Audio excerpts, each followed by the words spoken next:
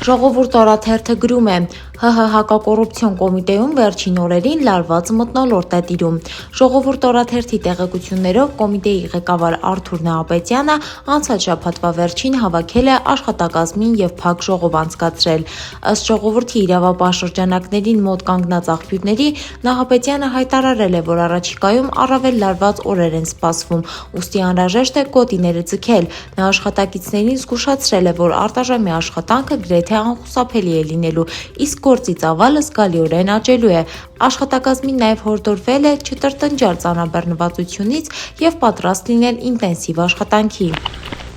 Ժողովուրդ օրաթերթը գրում է. նախընտրական քարոզարշավի շրջանակներում պետական համակարգը արդեն փաստացի լծված է քաղաքական գործընթացներին։ Նախարարները տարբեր ձևաչափերով ներգրավված են քարոզչական արշավներում, մարզային այցելություններում և քաղաքական ակտիվության մեջ, հիմնականում արձակուրդում են։ Տարբեր գերատեսչություններում գործում են ժամանակավոր կառավարման ռեժիմով։ Այս օրերին Լենա Նանուշյանն է իրականացնում առողջապահության նախարարի ժամանակավոր պարտականությունները։ Ասել է, թե առողջապահության համակարգի ղեկավարումը վստահվել է մի պաշտոնյայի, որի շուրջ իշխանության ներսում և հանրային դաշտում վաղուց հարցեր են կուտակվել։ Ժողովուրդ օրաթերթը գրում է. Գեղարքունիքի մարզպետ Կարեն Սարգսյանը դիմելով վարդենիսցիներին ուրախալի լուր է հայտնել, ըստ որի կայացել է Ծովակ-Վարդենիս 9 կիլոմետր ընդհանուր երկարությամբ ավտոճանապարհի հիմնանորոգման մրցույթը։ Նախընտրական շրջանում նման հայտարարությունները քաղաքական ենթատեքստից զրկված դիտարկել հնարավոր չէ։ Այս ֆոնին ուշագրավ է հիշել Գյումրիի դեպքը։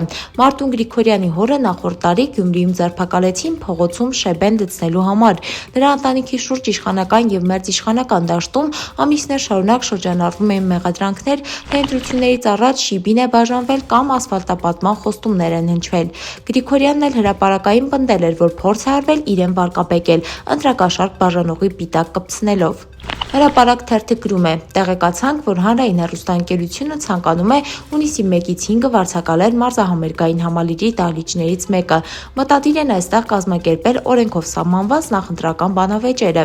Ընդ որում քննարկվում է, որ բանավեճերը անցկացնելու են ոչ միայն 19 քաղաքական ուժերի առաջին համարների մասնակցությամբ, այլ նաև տարբեր ոլորտների շուրջ և անգամ կին թեկնածուների միջև։ Հրապարակ թերթը գրում է. ՔՊՕ-ում լայվի մարաթոն է հայտարարված։ Բոլորը մրցում են, թե օրվա ընթացքում ով ավելի շատ լայվ կմտնի և ցույց կտա իր կատարած քարոզչական աշխատանքները։ Նիկոլ Փաշինյանը ինքն է որոշում, թե ովքեր իր հետ շրջեն Երևանի համայնքներով և մարզերով, բայց դա չի նշանակում, թե մյուսները կարող են դիվանին պառկել և սպասել հունիսի 7-ին։ Զգուշացրել է. ով որտեղ կարող է, պետք է քարոզարշավ անի, ինքը բոլորի աշխատանքը տեսնելու է և ըստ այդմ գնահատելու է ընտրություններից հետո։ Թերևս սրանով է պայմանավորված, որ ՔՊԱ-կան մարզպետները, համայնքապետները և պատգամավորները, անգամ նրանք, ովքեր անցողիկ տեղերում չեն, կաշվից դուրս են գալիս, առավոտ լույսը չբացված լայվ են մտնում, ցույց տալիս, թե ինչ հերոսական քարոզարշավ են անում իրենց համայնքներում։